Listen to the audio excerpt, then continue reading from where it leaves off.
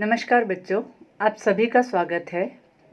आज हम हिंदी लोक भारती कक्षा 9वीं से पाठ 4 किताबें, जो कि एक नई कविता की विधा है। बच्चों, इसके पहले भाग में मैं आपको किताबों के बारे में जानकारी और इसके कवि से आपको परिचित करवा चुकी हूँ। इस कविता के कवि हैं गुलजार जी। गुलजार जी के जीवन से परिचित हो चुके हैं हम, और इनकी प्रमुख कृतियों के बारे में भी हम जान चुके हैं। तो हम आगे बढ़ते हैं। इस कविता के विषय प्रवेश के बारे में हम देख लेते हैं कि प्रस्तुत कविता में कवि ने पुस्तकों के साथ मनुष्य के पुराने और प्रगाढ़ संबंधों और उनके साथ बिताए गए पुराने क्षणों को याद किया है। किताबों के माध्यम से रुक्के और फूलों के आदान प्रदान तथा निजी जीवन में पुस्तकों की वजह से जुड़ने वाले प्रेम संबंधों का चित्रण किया है। इसके साथ ही उन्होंने पुस्तकों के दुख दर्द, उनसे मनुष्य की बढ़ती दूरियों तथा कंप्यूटर के कारण पुस्तकों को पढ़ने में सुविधाओं का मार्मिक चित्रण किया है। अब हम आगे बढ़ते हैं अपनी तीसरी पंक्तियों की ओर। वह सारे उधड़े उधड़े हैं, कोई सफ़ा पलटता तो एक सिसकी निकलती है, कई लफ्ज़ों के मानी गिर पड़े हैं, बिना पत्तों के सूखे टुंड लगते हैं, वो सब अल्फाज जिन पर अब कोई मानी नहीं उगते। इन पंक्तियों का अब हम सरल भावार्थ देख लेते हैं। कवि किताबों की प्रशंसा करते हुए कहते हैं कि ये किताबें रिश्तों संबंधों के बारे में बताती थी। वे सारे संबंध अब उधड़ गए हैं, अर्थात टूट से गए हैं। अब वे उन किताबों का कोई पन्ना पलटते हैं तो उनकी हालत देखकर उन्हें रोना आ जाता है और उनके गले से सिसकियां निकलने लगती हैं। इन पन्नों से कई शब्दों के अर्थ फटकर गिर पड़े हैं। बिना अर्थ वाले शब्द ऐसे दिखाई दे रहे हैं जैसे बिना पत्तियों वाला कोई ऐसा ठुंड हो जिस पर अब कोई अर्थ नहीं उगने वाला है। तो बच्चों, यहाँ इन पंक्तियों में गुलजार जी ने किताबों और मनुष्य के व्यवहार का या उनके संबंधों को स्पष्ट करते हुए उनके संबंध में जो दूरियां बढ़ रही हैं उसके बारे में बताया है। अब हम आगे बढ़ते अपनी अगली पंक्तियों की ओर। जुबा पर जो जायका आता था, जो सफ़ा पलटने का, अब उंगली क्लिक करने से बस झपकी गुजरती है, बहुत कुछ तह खुलता चला जाता है पर्दे पर। किताबों से जो जाती राब्ता था कट गया है।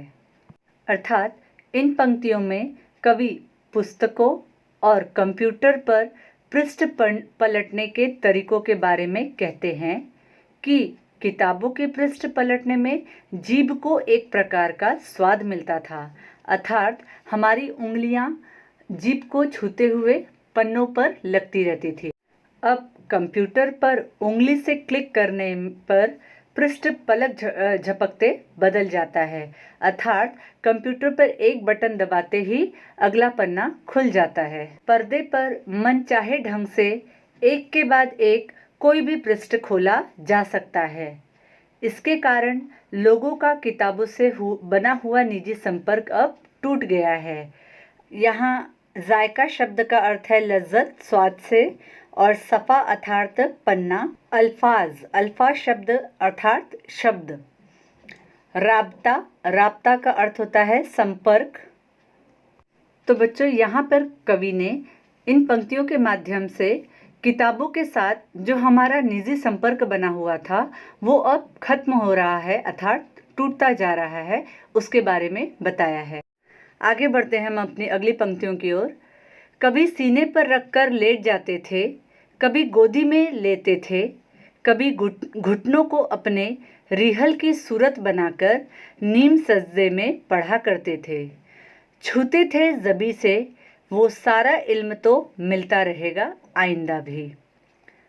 इन पंक्तियों में ज़बी अर्थात माथा, इल्म शब्द का अर्थ होता है ज्ञान, और रिहल एक लकड़ी का काठ का टुकड़ा होता है जिस पर हम हमारी धार्मिक ग्रंथ या किताबों को रखकर पढ़ सकते हैं, और इसका इस्तेमाल हम किताबों को रखने के लिए करते हैं। तो यहाँ पर कवि ने किताबों के संपर्क के बारे में बताते हुए कहते हैं कि किताबें पढ़ते समय वे किताब को कभी अपने सीने पर अर्थात छाती पर रखकर लेट जाते थे, तो कभी उसे गोद में रख लेते थे। कभी अपने घुटनों को रिहल की तरह बनाकर अर्थात पलथी मारकर बैठकर उसे रिहल के आकार में बना देते थे। तो रिहल की तरह बनाकर पुस्तक उस पर रखकर आधा माथा टेक कर पढ़ते थे। उसे माथे पर चढ़ाते थे ताकि भविष्य में भी उससे ज्ञान प्राप्त होता रहे। यहाँ कवि ने किताबों के संपर्क के बारे में बताते हुए और मनुष्य का और किताबों का आपसी रिश्ते को दर्शाया है। अब हम बढ़ते हैं अपनी आखिरी पंक्तियों की ओर। मगर वो जो किताबों में मिला करते थे, सूखे फूल और महके हुए रुक्के, किताबें गिरने उठाने के बहाने रिश्ते बनते थे, उनका क्या होगा? वो शायद अब नहीं होंगे। कवि यहाँ पर पंक्तियों के माध्यम से प्रश्न कर रहे हैं कि उनका क्या होगा, अर्थात किताबों का और हमारे मनुष्य का जो आपसी संबंध था उसे किताबें गिराने और उठाने के बीच के संबंध को यहाँ पर दर्शाया है। यहाँ रुक्के शब्द का अर्थ होता है चिट्ठी, संदेश पत्र। कवि ने यहाँ इन पंक्तियों में बताया है कि किताबों के साथ कुछ रोचक बातें भी जुड़ी हुई होती थी। जैसे कंप्यूटर पर आधारित हो जाने पर अब शायद उनका अस्तित्व नहीं होगा। किताबों में कभी कभी किसी के लिए फूल या संदेश पत्र रख दिया जाता था, जिन्हें लोग सूख जाने पर भी संभाल कर रखते थे और ये उनके संबंधों को ताज़ा करते थे। किताबों के गिरने और उठाने के बहाने कुछ लोगों के जिंदगी भर के संबंध जुड़ते थे। कवि कहते हैं कि जब किताबों का उपयोग नहीं होगा तो ऐसे संबंध कैसे बनेंगे।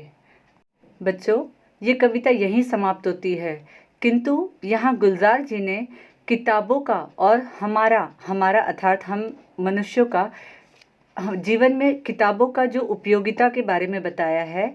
न सिर्फ ये किताबें हमें ज्ञान देती हैं बल्कि हमारे जीवन के साथ एक गहरा संबंध भी स्थापित करती हैं। एक और जहां हम पूरी तरह से मशीनों और कंप्यूटर पर आधारित होते जा रहे हैं, वही हमारा एक संबंध किताबों से टूटता सा जा रहा है।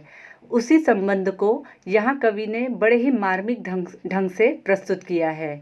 आज किताबें कमरों में अलमारियों में बंद होकर सिसकियाँ ले रही हैं और हम इनसे दूर होकर कंप्यूटर और मोबाइल पर निर्भर होते जा रहे हैं, क्योंकि अब कंप्यूटर के युग में किताबों की पहले जैसी उपयोगिता नहीं रह गई है।